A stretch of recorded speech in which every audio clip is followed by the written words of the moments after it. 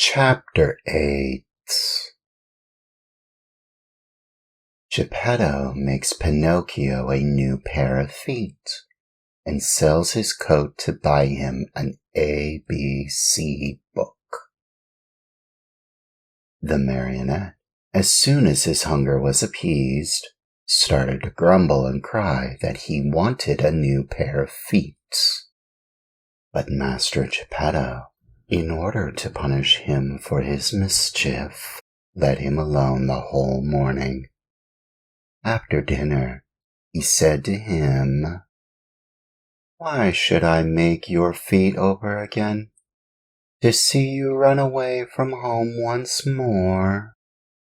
"I promise you," answered the marionette, sobbing, "that from now on I'll be good." "Boys always promise that when they want something," said Geppetto. "I promise to go to school every day, to study and to succeed." "Boys always sing that song when they want their own will." "But I am not like the other boys. I am better than all of them, and I always tell the truth.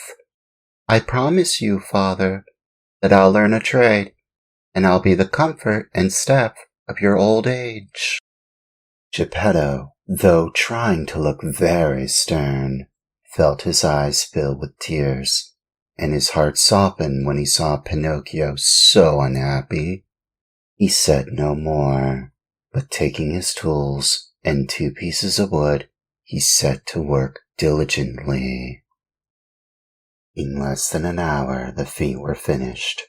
2 slender, nimble little feet, strong and quick, modeled as if by an artist's hands. "Close your eyes and sleep," Geppetto then said to the marionette.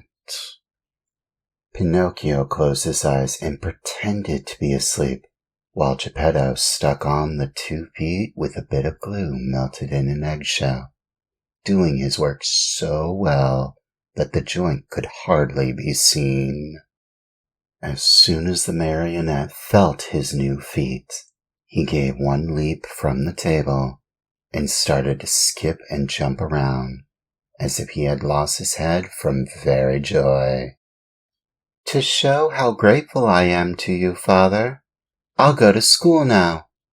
But to go to school, I need a suit of clothes." Geppetto did not have a penny in his pocket, so he made his son a little suit of flowered paper, a pair of shoes from the bark of a tree, and a tiny cap from a bit of dough. Pinocchio ran to look at himself in a bowl of water, and he felt so happy that he said proudly, "Now I look like a gentleman." "Truly," answered Geppetto. "But remember that fine clothes do not make the man unless they be neat and clean." "Very true," answered Pinocchio.